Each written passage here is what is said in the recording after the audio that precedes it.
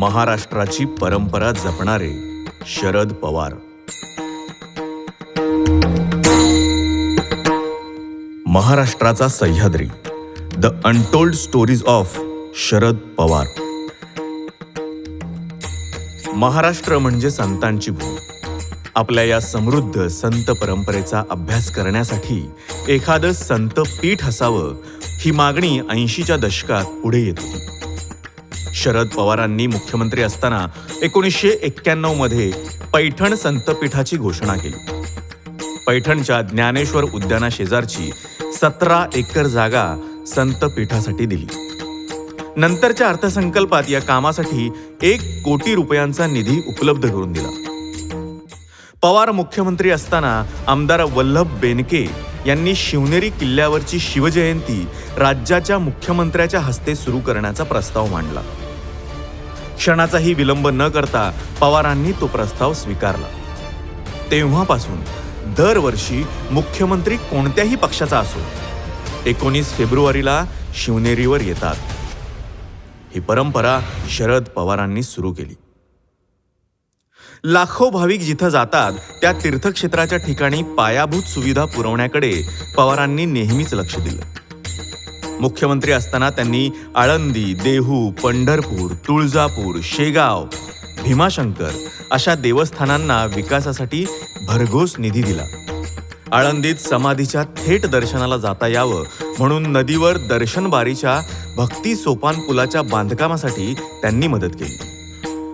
देहू आळंदीत वारकऱ्यांसाठी नद्यांवर घाट बांधणं, नदीवरचे पूल रुंद करणं, यापासून ते नदीवर रक्षा विसर्जनासाठी व्यवस्था करणं अशा अनेक छोट्या पण प्रभावी उपाययोजना पवारांनी राबवल्या.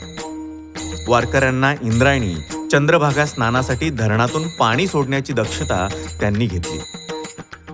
संत ज्ञानेश्वर माऊली आणि संत तुकाराम महाराज यांचे पालखी सोहळे आळंदी देहूवरून ज्या मार्गाने पंढरपूरकडे जातात त्या पालखी मार्गाचं चौपदरीकरण करण्याची मूळ कल्पना शरद पवारांचीच. त्यांनी पंढरपूरचा पहिला तीर्थक्षेत्र विकास आराखडा तयार केला. 1993 मध्ये शरद पवार मुख्यमंत्री म्हणून महाराष्ट्रात आले तेव्हा त्यांनी पहिल्यांदा पंढरपूरचा विकास आराखडा राबवला. यामुळे रस्ते मोठे, रुंद, मोकळे झाले. शहरात पहिल्यांदा बंद आणि भुयारी गटारे आले. स्वच्छतेच्या कायमस्वरूपी उपाययोजना आल्या. महसूल, पोलीस विभागाची जिल्ह्याच्या दर्जाची कार्यालये झाली. मुख्यमंत्री म्हणून आषाढी एकादशीच्या सपत्नीक शासकीय महापूजेचा मानही त्यांना 4 वेळा मिळालाय. दख्खनचा राजा ज्योतिबा म्हणजे कर्नाटक, महाराष्ट्र, गोवा, आंध्र प्रदेश या राज्यातल्या लाखो भक्तांचं आराध्य दैवत. 35-40 वर्षापूर्वीपर्यंत डोंगराच्या कुशीत वसलेल्या या देवस्थान परिसरात भाविकांसाठी कोणत्याही सोयी सुविधा नव्हत्या. 1990 मध्ये शरद पवारांनी ज्योतिबा देवस्थान परिसराचा विकास करण्याच्या दृष्टीनं पाऊल उचलले. सरकारी मदत आणि जनतेतून निधी गोळा करून तयार केलेला हा विकास आराखडा पुढे इतर देवस्थानांनी सुद्धा राबवला. मुख्यमंत्री असताना शरद पवारांनी अष्टविनायक गणपती विकास आराखडा तयार केला. कोकणातलं गणपतीपुळे धार्मिक पर्यटन स्थळ म्हणून विकसित करण्यात शरद पवारांचं मोठं योगदान आहे. त्यांच्याच काळात महाराष्ट्र पर्यटन विकास महामंडळाच्या वतीनंही इथं बरीच कामं झाली. भाविकांची सोय आणि स्थानिकांना रोजगार उपलब्ध करून देत त्यांनी न्याहारी व निवास योजना राबवली. 2003 मध्ये मंदिराच्या कलशारोहणाच्या सोहळ्यालाही ते उपस्थित होते. महाराष्ट्रातल्या अनेक गावांमधल्या मंदिरांची जीर्णोद्धाराची, सभा मंडपाची कामं शरद पवारांच्या काळात झाली. आजही शरद पवारांच्या निवडणूक प्रचाराची सुरुवात बारामती जवळच्या कन्हेरी गावातल्या मारुतीच्या मंदिरात नारळ फोडून होते. शरद पवारांचे मोठे बंधू आप्पासाहेब पवार यांनी देवस्थान ट्रस्टच्या माध्यमातून या मंदिराचा विकास केला.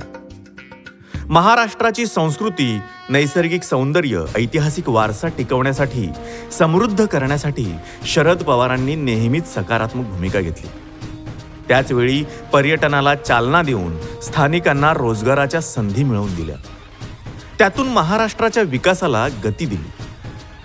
शरद पवारांनाच आपलं दैवत मानणारे लाखो ज्येष्ठ आणि तरुण उभ्या महाराष्ट्राला ठाऊक आहे.